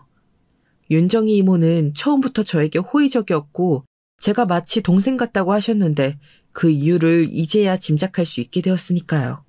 제 이름 말자, 사촌 여동생의 이름 말순. 이름도 비슷했고 직접 만나보니 어딘가 이미지도 저와 닮아 있었습니다. 말순이는 다른 것보다도 반복된 불행에 지쳐 있었어요. 저는 당시 미용재료를 대는 업체에서 일을 하고 있었는데 벌이가 얼마 되지 않아서 식당 일을 시작할까 고민하고 있었죠. 그래서 제 공백을 대신할 사람으로 말순이를 염두에 두고 일을 가르쳐주기 시작했습니다. 처음에는 기운도 없고 가르쳐줘도 소극적으로 나왔던 말순이는 시간이 지나자 달라졌지요. 언니, 저는 요즘 말이죠. 아침에 눈 뜨는 시간이 기다려져요. 매일 여기 나와서 언니에게 일을 배우는 게 즐거운가 봐요. 4달 전까지만 해도 저 솔직히 남편이고 아들이고 간에 이제 그냥 그만 살고 싶었어요. 그런데 언니가 저를 바꿔놓으신 거예요. 이제는요. 여가 시간에 할 일 없이 멍하게 앉아있거나 푸념만 하는 제 자신이 너무 싫어서 뭐라도 하려고 움직이게 됐어요. 말순아, 나야말로 네 덕분에 보람을 느낀다. 내 인생 나 스스로 꼬아온 것 같아서 내 자신이 너무 싫을 때가 많았는데 나로 인해 웃음을 찾아가는 너를 보다 보면 내가 세상에 쓸모있는 사람처럼 느껴져서 그게 참 좋아. 언니는 결혼 생활 때문에 이래저래 고민이 많다고 하셨죠? 제가 비록 해결사는 아니지만 속이 갑갑하실 때는 털어놔 주세요. 잘 들어드리는 재주는 있어요. 말순이와 저는 서로 잘 맞았어요. 윤정이 이모와 만식이 삼촌이 미국으로 떠난 뒤 소식이 뚝 끊겨서 저희는 걱정이었으나 저희가 잘 산다면 그분들도 잘 사실 거라고 믿고 열심히 일상을 살아나갔네요. 저는 사실 금방 일을 옮겨가려고 했는데 말순이를 위해서 10개월이나 그 일을 더 했었습니다. 그리고 제 모든 자리를 물려주었죠. 말순이는 부지런하게 그 일을 이어받아서 작업을 했고 1년이 더 지났을 때 귀국하는 남편의 일자리에 맞춰서 멀리 이사를 가게 되었어요. 애석하게도 제가 일때 말순이에게 신경을 써줄 시기가 못 되었습니다. 그래서 정신없이 작별을 했던 것 같아요. 왜냐하면 시어머니께서 간암 투병을 하셨거든요. 남편은 자기 몸이 아프고 힘들다며 간병을 못한다고 하였고 간병일 쓸 돈은 먹고 죽을 애도 없었으니 제가 일과 병행하여 시어머니를 간병했습니다. 몇 달 버티시다가 세상을 떠나셨어요. 남겨진 건 병원 빚이었습니다. 이거 갚느라고 죽어라 또 일만 하면서 몇 년을 살았어요. 그러고 나니까 이번에는 아주버님께서 간암에 걸리셨죠. 이러다가 가족력으로 나도 잘못되는 거 아니야? 아무래도 건강관리만 신경 쓰면서 살아야겠어. 안 그러면 나도 간암 걸린다고. 남편은 공포에 질려 호들갑을 떨었고 그런 사람에게 일체의 경제활동을 기대할 수 없었습니다. 제가 기댈 수 있는 존재는 없었어요. 저를 버티게 하는 원동력이라면 대신 있었죠. 바로 제 딸이요. 아주버님의 병원비까지 제가 사력을 다해서 댔지만 몇 달 후 결국 떠나셨고 보험금으로 나온 유산은 아주버님의 친자식에게로 갔습니다. 저에게 떨어진 건 10원 한 장도 없었네요. 딸이 아니었으면 저는 진작에 못 버티고 어디로든 도망갔을 거예요. 오로지 남편이 제 딸의 친부니까 참았죠. 옛날부터 돈 버느라 고군분투해온 저보다 자기 아빠를 더 집에서 많이 보고 자란 딸은 남편과 친했고 그런 부녀 사이를 저는 좋게 봤습니다. 이게 결국은 제 뒤통수를 칠 줄도 모르고 그랬네요. 기껏 딸 자식 대학까지 다 보내놓고 이제 한숨 좀 돌려볼까 했더니 남편이 바람이 났어요. 새벽에 베란다에서 상간녀와 통화하는 걸 자다 깬 제가 들으면서 들통났습니다. 그런데 뻔뻔하더군요. 내가 당신한테 어떻게 했는데, 당신 가족들한테 어떻게 했는데, 그런 거 알면서도 나를 두고 바람을 피워? 당신 제정신이야? 그러고도 사람이야? 그 여자는 당신하고 달라. 당신은 더 이상 나에게 여자로 보이지 않지만 그 여자는 나에게 여자야. 무엇보다 나 몸 아픈 것도 포근히 감싸줄 따뜻한 마음과 경제력까지 갖췄어. 그래서 뭐 어쩌자는 건데. 그 여자한테 가기라도 하겠다고? 내가 그걸 용납할 것 같아? 절대 안 돼. 내가 이혼 안 해주는 이상 둘은 역겨운 불륜일 뿐이야. 그리고 우리 딸, 우리 진이도 당신을 역겨워하겠지. 아니, 진이도 알고 있어. 안 지는 얼마 안 됐어. 진이가 남자친구하고 요즘 진지하게 결혼 이야기를 하고 있다길래 그 여자하고 넷이서 만나서 밥도 먹었어. 남편이 고개를 푹 숙이며 얘기했고 저는 이 현실을 믿을 수가 없었습니다. 저만 빼고 세상이 돌아가는 것 같은 기분이었어요. 딸이 다 알고 있었다니요. 그럼에도 제 편이 아니라 남편의 편을 들었고 상간녀를 두둔했다니요. 결혼할 남자친구를 따로 보여줬다니요. 이게 다 무슨 일인가 싶었죠. 진이야, 뭔가 잘못된 거지? 오해가 있는 거지? 엄마는 우리 진이 안 그럴 거라고 믿어? 엄마, 솔직히 분수에 넘치는 남자친구를 사귀게 되어서 좋기도 했지만 너무 비교가 돼서 매일 불안했는데 그 아줌마가 내 엄마가 되어준다고 하니까 갑자기 안심이 됐어요. 워낙 집안도 꽤 사시는 편이시고 옛날에 결혼하셨다가 금방 이혼하셨는데 그때 위자료 많이 챙겨서 돈도 많으시대요. 우리 아빠를 보면 모성 본능이 일어나서 지켜주고 싶다고 하셨고요. 그리고 저에게 좋은 엄마도 되어주고 싶으시대요, 엄마. 나 그 아줌마만 있으면 남자친구하고 결혼할 수 있을 것 같아요. 그렇게 되면 더 이상 조건에서 많이 꿀리지 않거든요. 엄마, 제 행복을 위해서 이해해줄 수 있죠? 숨이 쉬어지질 않았던 것 같아요. 딸의 말보다도 급 태연한 표정, 천륜보다는 돈을 선택하겠다는 그 무감각한 눈빛이 저의 심장을 찔러댔습니다. 저는 그 지난 세월 없는 게 나을 남편은 옛 추억으로 참아주었고 딸은 제 모든 것이었기에 이 존재를 의지해서 견뎌왔어요. 그런데 이제 와서 저를 버리겠다니요? 저는 맞섰지만 세 사람은 이미 똘똘 뭉친 뒤였습니다. 자기들끼리 앞으로를 계획해 나가더군요. 상간녀는 저에게 이혼을 종용해왔어요. 치사한 남편은 뒤에 숨어 있었고요. 그만 추해지시고 그냥 이혼하세요. 싫다는 사람 붙잡고 왜 이러세요? 스스로 너무 비참하지 않으신가요? 여자 대 여자로 정말 안쓰러워서 드리는 말씀이에요. 그냥 이혼 좀 해주세요. 제가 가정을 잘 이끌고 살게요. 상견례도 결혼식도 당연히 제가 다 잘해야 할 거고요. 뭐라고? 당신이 뭔데 내 딸의 엄마 자격으로 그런 자리에 나가? 내가 가만 안 둘 거야. 상간녀는 전혀 겁이 안 난다는 듯 코웃음을 쳤습니다. 묵묵하게 가족을 위해서 희생하며 돈 버는 기계처럼 살아오고 집안 살림까지 다 해가며 살아온 저 같은 사람은 밟아도 꿈틀거리지 못한다고 생각한 모양이었죠. 정말로 저를 빼고서 상견례를 할 참이더라고요. 이건 아닌 것 같았습니다. 지난 세월이 제 뇌리를 스쳐 지나갔어요. 고민 끝에 저는 들이받아버리기로 했습니다. 두 가지 마음이었던 것 같아요. 더 이상은 못 참는다, 못 당한다 이런 거였고요. 또 하나는 제 딸을 비롯하여 남편과 상간녀까지 모두 인간 같지도 않은 심성을 지니고 있다는 걸 상대 측 집안이 분명하게 알아야 할 필요가 있다고 여겼기 때문이었어요. 조금 결이 다를 수도 있지만 어쨌든 저 역시 남편이랑 작자와 그 집안을 제대로 알지도 못한 채로 섣불리 결혼을 하고 말았던 사람으로서 상대 측 집안이 무지한 상태에서 결혼을 진행하지 않기를 바랐습니다. 고급스러운 한정식 집에서 상견례를 할 거라는 자랑, 그걸 들은 바가 있었기에 장소를 유추하는 건 그리 어렵지 않았어요. 해당 날짜가 되어서 장소에 도착한 다음 주차장을 살펴보니까 상간녀의 차가 있더군요. 그때부터 심호흡을 하고 마음을 굳게 먹고서 안으로 들어갔습니다. 직원에게는 제가 휴대폰이 고장나서 가족들과 연락이 안 된다며 가족 구성원을 설명하고 안내를 부탁드렸지요.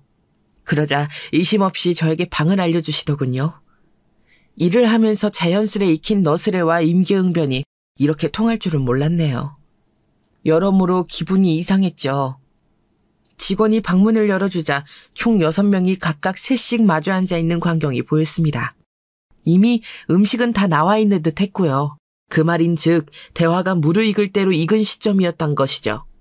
아무것도 모르는 직원이 제가 안으로 들어서자 방문을 닫고 사라졌고 저는 경악과 어리둥절함이 뒤섞인 공기를 맛보았습니다.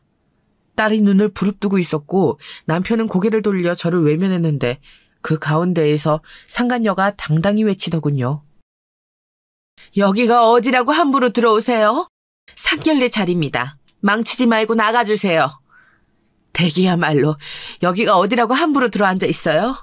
아무래도 상대 측은 아무것도 모르시는 듯한데 제가 정확히 알려드려야죠. 제가 엄마입니다. 김진희를 낳고 키운 친엄마요.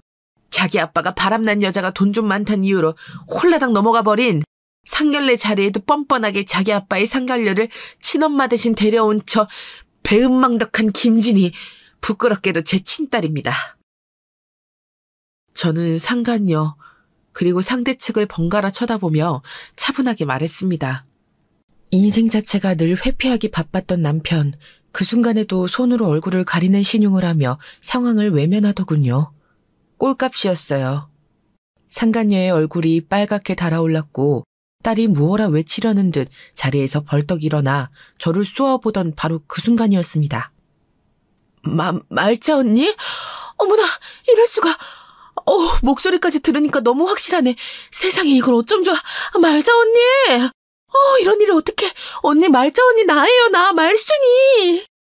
누군가 거의 울듯이 소리를 질렀는데 몸이며 목소리를 덜덜 떨고 있던 그 사람은 바로 제 딸의 예비 시어머니였습니다. 저는 당황해서 그제야 그 상대 측의 얼굴을 제대로 쳐다봤다가 경악하고 말았지요. 세월의 변해간 모습이었지만 그때와 다르게 너무나도 기품이 흐르고 고풍스러워진 외양이었지만 분명하게 제가 아는 그 말순이었습니다. 너 말순이 맞니? 네가 왜 여기 있어? 설마 네가 예비 사돈댁이었어? 언니, 너무 오랜만이에요, 언니. 그동안 어떻게 지내셨어요? 저는 그동안 언니 생각을 하면서도 섣불리 언니를 찾아 나설 수가 없어서 그간 그냥 내도록 그리워하면서 지냈어요. 내 평생은 이 말자 언니, 이렇게 언니를 다시 보네요. 말순이는 자리에서 비틀거리며 일어나 얼른 저에게로 다가왔고 제가 내밀어진 손을 맞잡자마자 오열을 하며 바닥에 주저앉았습니다.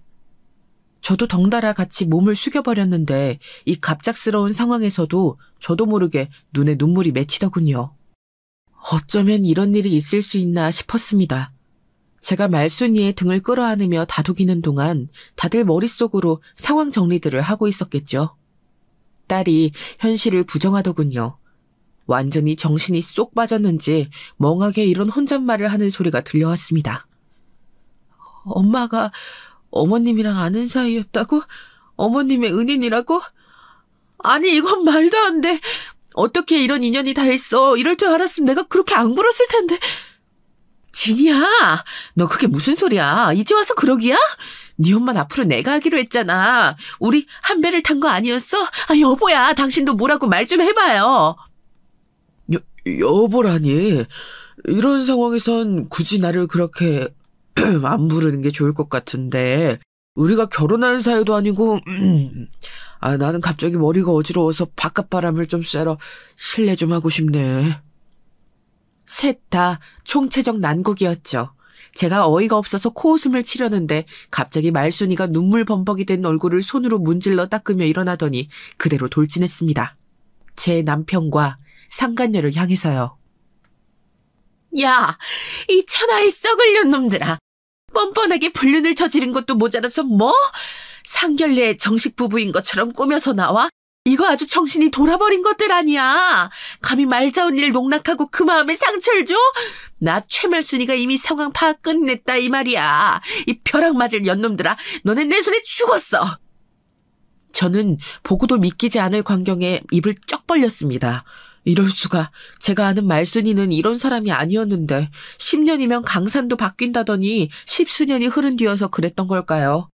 수은하고 물렀던 말순이는 온데간데 없었고 아주 사람 잡을 기세로 난동을 부리는 천하장사가 되어 있었습니다. 놀라운 건 제가 말순이의 남편이고 아들이고 말리지는 않고 착잡하게 한숨이나 쉬고 있었다는 거예요. 그러는 동안 말순이는 제 남편과 상간녀를 혼자 곤죽내고 있었습니다. 특히 상간녀가 곱게 틀어올린 머리를 사정없이 잡아 뜯더군요. 야, 이 망할려나. 네가 그렇게 돈이 많니? 그래봤자 네가 나보다 넉넉하게 살 것 같아? 깽값 제대로 물어줄 테니까 너 어디 내 손에 얻어 터져봐라. 니까짓 게 나하고 사돈을 맺으려고 들였어, 그 더러운 몸으로? 그리고 너 이 똥물에 튀겨 죽일 놈아. 네가 옛날부터 말자운 일 힘들게 했던 그 빌어먹은 놈이었다니. 내가 이딴 것 하고 사돈을 맺으려고 했었던 얘라. 이놈이 그렇게 몸이 허약하다는 핑계를 잘 댄다지. 오냐, 허약한 몸으로 살아오기 힘들었을 텐데 이참에 내가 편히 잠들게 해주마. 두 사람 다 힘 한 번 제대로 못 써보고 말순이의 기세에 휩쓸려가서 얻어 터지기나 했습니다. 제 딸은 이러지도 못하고 저러지도 못한 채로 발만 동동 굴려댔죠. 이러다가 진짜 큰일 날 것 같아서 제가 조용히 말순이를 말렸네요. 흥분 상태였던 말순이는 제가 어깨를 잡고 가만히 고개를 젓자 조금씩 진정하더니 턱짓으로 자기 남편과 아들을 불렀습니다. 여기선 볼 일 끝났어. 그만 가자. 딴 데 맛있는 데로 자리 옮겨서 내가 우리 말자 언니 소개시켜줄게. 아들? 설마 지금 이런 꼴을 보고도 저 정신병자 같은 기집애랑 결혼하고 싶다느니 그런 헛소리 하는 거 아니지? 엄마 실망시키는 거 아니지? 아니에요, 엄마. 제가 미쳤어요. 저도 진이 제가 저런 여자인 줄 꿈에도 모르고 만난 거예요. 소름 끼친다고요. 야, 김진이, 너 나한테 두 번 다시 연락하지 마라. 이건 진심이야. 자기야, 잠깐만 기다려줘. 이건 오해야. 나만큼 우리 부모님 사랑하는 효녀도 없어. 근데 저 미친 아줌마가 자기를 상견례장하고 결혼식장에 꼭 앉혀달라고 난리를 피우는 바람에 내가 어쩔 수 없이 따랐던 거야. 딸이 되도 않는 변명을 하자 머리가 산발이 된 상간녀가 어이가 없다는 듯 그런 딸을 째려보더군요. 남편은 바닥에 주저앉아서 앓는 소리만 내고 있었고요. 누가 보면 심각한 중환자인 줄 알았을 거예요. 세상 천지에 그렇게 엄살 잘 부리는 남자도 없을 겁니다. 그런 남자하고 부부로 오래 살아온 제 자신이 대단하고 한편으로는 한심스러웠네요. 저는 쓴웃음을 지었고 제 표정을 확인한 말순이가 재차 자기 남편하고 아들에게 신호를 보내서 저 포함 넷이서 그곳을 나오게 되었어요. 그리고 자리를 옮겨서 대화를 이어나갔죠. 그때 바로 알 수 있었어요. 말순이가 자기 집안에서는 왕이라는 사실을요. 남편이고 아들이고 말순이한테는 꼼짝도 못하더군요. 무조건 충성이었습니다. 언니가 전에 그랬었잖아요. 남편이고 자식이고 자기를 봉으로 보는데 묵묵히 희생하면서 사는 게 가끔은 숨이 막힌다고요. 그러면서 늘 저에게 넌 그렇게 살지 마라, 부탁이다 이렇게 주문했었죠. 우리 식구 다시 한데 모여서 살게 되었는데 결집이 안 되는 걸 보면서 제가 언니 말 떠올리며 총대를 제대로 잡았어요. 군기는 내가 잡는다. 모두 함께 으쌰으쌰해서 살아간다. 딱 이렇게 정했더니 그 후로는 가풍이 자연스레 흘러가더군요. 생각해보면 다 언니 덕분이에요. 그런데 언니는 이제 어떻게 하실 거예요? 어떻게 살아오셨는지는 이젠 대강 알겠는데 어떻게 하실지가 궁금해요. 사실 이혼을 안 해주려고 했었어. 누구 좋으라고 이혼을 해주나 싶어서. 그것들 평생 불륜관계로밖에 못 살게 해주도록 그렇게 만들고 싶었거든. 근데 오늘 이렇게 놀라운 일을 겪고 나니까 인생이 달리 보이려고 하네. 결국 인생의 주인공은 나 자신이고 내 가족들이라 할지라도 내 인생을 절대 대신 살아줄 수 없는 거잖아. 나 자신을 위해서 살아볼까 봐. 언니, 그 말은 이혼하신다는 거죠? 잘 생각하셨어요. 제가 있는 인맥, 없는 인맥 다 끌어서 끝내주는 변호사를 언니에게 연결시켜드릴게요. 이혼하면서 왕창 뜯어내세요. 제대로 한 방 먹여주셔야죠. 고맙다, 말순아. 너와의 인연은 내 인생에서 큰 선물이었던 것 같아. 그 옛날에 우리가 이렇게 미래에서 다시 이런 식으로 만날 거라고 누가 예고를 해줬다면 우리가 과연 믿었을까? 안 믿었겠지? 저희는 마주보면서 웃었습니다. 웃기만 한 건 아니었고 회포를 풀며 울기도 하였네요. 서로 인생 얘기를 많이 나누었어요. 그리고 아주 오랜만에 민식이 삼촌과 윤정이 이모의 소식도 들을 수 있었답니다. 말순이도 그 두 분과 연락을 내내 해오며 살아온 것은 아니었고 교류하며 지내온 지 그리 얼마 안 되었다고 했어요. 미국에서 너무 갖은 고생을 두 분이 오래 하셨던 터라 자리 잡고 여유를 찾는데 많이 걸리셨던 것이죠. 지금은 평탄하게 잘 지내신다는 말을 듣고 마음이 놓였습니다. 그로부터 몇 달 뒤 저는 남편과 드디어 이혼을 하였어요. 남편은 저에게 무릎을 꿇고 눈물로 빌었으나 저는 본체만체 했네요. 당신 옛날에 참 풋풋하고 예뻤지. 빗속을 달려와 나에게 우산을 건네주던 그 모습은 내가 치매에 걸려서도 못 잊을 모습이었어. 내 인생 최고의 순간이었고 영원히 아름답게 간직할 수 있도록 우리 부부의 연을 제발 끊지 말자. 갑자기 왜 이러셔? 돈 있고 빽 있는 사돈댁 없나 싶었는데 알고 보니 내 오랜 연줄이라는 걸 알고 나선 오금이 지렸나 보지? 상황이 이렇게 되니까 상관이고 뭐고 눈에 안 보이지. 사람이란 게 그렇더라. 닥치는 상황에 따라 달라지는 게 사람의 본능 같더라.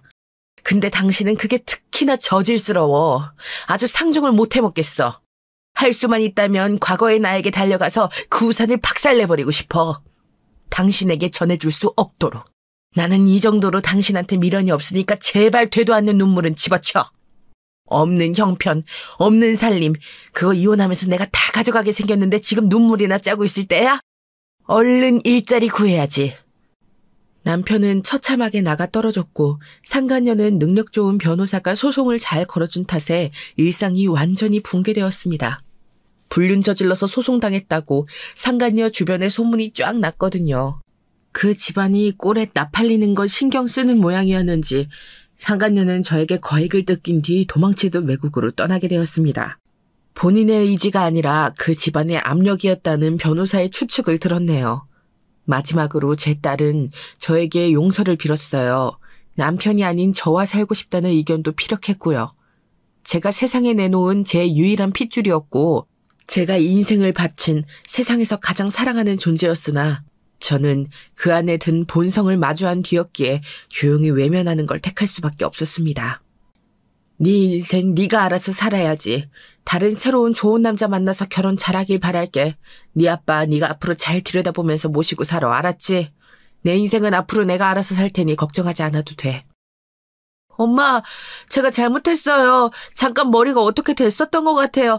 제가 너무 큰 실수를 저질렀어요. 제발 용서해 주세요. 용서? 무슨 용서? 너는 나에게 용서받을 게 없어. 너는 네가 하고 싶은 대로 했을 뿐이야. 네가 어린애도 아니고 미성년자도 아니고 사회생활까지 다 해본 결혼 정년기의 성인인데 오로지 너의 생각과 의지로 벌인 일을 가지고 나한테 용서를 구할 필요는 없지. 그저 네 선택이었으며 네가 알아서 그 책임을 지며 살면 되는 거야. 엉엉 우는 딸이 안쓰러웠지만 저는 그 마음을 누르고 돌아섰죠. 돈 많은 집안의 남자를 물어서 편하게 살고 싶었던 딸, 억척스럽게 사는 엄마보다 형편이 여유로워서 폼이 나는 아빠의 상간녀를 선택하고 싶었던 딸, 그 심정을 제가 이해할 수 있는 건 아니었지만 왜 그렇게 굴었는지는 알 것 같았습니다. 솔직히 미안하기도 했어요. 제가 잘난 엄마가 아니었기 때문에 딸이 그렇게 굴었던 것 같아서요. 그러나 이미 모든 것이 돌이킬 수 없어진 상태임을 저는 알았고 모든 것을 놓고 새로운 일상을 살기로 결정했습니다. 어떻게 살아볼까 고민이 많았는데 말순이가 제안을 주었어요. 이번 일로 우리 아들도 생각이 많았는지 한동안 여자 안 만나고 회사 일 끝나면 공부랑 운동 병행하면서 지낼 거라네요. 우리 남편도 바둑 공부 다시 시작한다 그러고 저는 딱히 할 게 없어서 언니랑 미국에 놀러 가면 좋겠더라고요. 언니는 어떠세요? 미국? 너무 엄청난 얘기라서 심장이 막 뛰네. 웬 미국이야. 거기는 만식이 삼촌하고 윤정이 이모가 있는 나라잖아. 너 혹시 설마? 말순이가 눈을 찡긋거려서 헛웃음이 나왔네요. 이혼으로 저도 돈이 넉넉한 상태였으나 말순이가 고집을 부려서 경비를 대게 할 수밖에 없었어요. 그리고 도착한 미국에서 저는 아주 오랜만에 그 두 분을 뵐 수 있었습니다. 기억 속의 모습보다 너무 늙어버린 두 분의 모습에 저는 왈칵 눈물부터 쏟아졌어요. 드릴 말씀이 많았었는데 막상 앞에 서자 눈물만 나오더군요. 말자야, 우리 말자. 이렇게 다시 보니까 너무 좋구나. 반갑다 반가워. 이모, 저도 두 분을 다시 뵈어서 너무 좋아요. 그동안 건강하셨어요? 어떻게 지내셨어요? 듣고 싶은 이야기도 많고 제가 드리고 싶은 이야기도 너무 많아요. 저희는 정말 시차 적응이고 뭐고 밤새도록 이야기꽃을 피웠던 것 같아요. 즐거운 시간을 보냈죠. 그리고 며칠 뒤 말순이는 귀국행에 올랐지만 저는 남았습니다. 좀 더 머물다가 가라는 두 분의 간곡한 요청 때문이었어요. 비록 대출을 많이 끼긴 했으나 이제야 번듯한 집에 살게 되어서 행복하다는 두 분의 말씀처럼 집이 마치 영화 속에 나오는 것 마냥 예쁘더라고요. 그래도 어찌됐든 당연히 귀국을 할 예정이었는데 어느 날 저녁 식사에 두 분이 웬 이웃분을 초대하셨어요. 제 또래에 저보다 6살 아래이신 남성분이셨는데 아내와 일찍 사별하고 홀로 딸 둘을 키우고 계셨습니다. 재미교포 3세이셨으나 한국말을 엄청 유창하게 잘하셔서 대화하는데 무리가 없었네요. 그 다음 날에도 또 그 다음 날에도 그분이 식사에 참석하셨고 며칠이 흘렸을 때 저는 그분과 따로 카페에 나가서 시간을 가지게 되었습니다. 편안하고 좋더라고요. 부정할 수 없었지요. 하지만 이건 인간적인 호감일 뿐이라며 저는 고개를 스스로 저었는데 윤정이 이모께서 그러셨어요. 내가 옛날에도 사실은 너에게 소개시켜주고 싶은 사람이 몇 염두에 떠올라서 자꾸 남자친구 안 만드냐는 이야기를 꺼내봤던 거였어. 비록 그때는 그러지를 못했지만 이제는 너에게 다리 한번 제대로 놔주고 싶은데 네 생각은 어때? 설마 저에게 그분과 만나보라고 하시는 건 아니죠? 이모, 저는 결혼 생활에 실패한 사람이에요. 최종 이혼 성립한 지 아직 반년밖에 안 지났고요. 아직은 아무 생각 없어요. 저는 유연하게 거절을 했고 한국행 티켓을 일주일 뒤로 끊었어요. 그런데 귀국 날짜를 사흘 앞뒀을 때 사색에 잠겨 공원에서 산책을 하는데 벼란간 비가 추적추적 내리기 시작했죠. 옷이 다 젖겠구나 싶어서 심란하게 발길을 돌리려는데 갑자기 비가 뚝 그쳤습니다. 아니, 제 위로 내리는 비만 그쳤죠.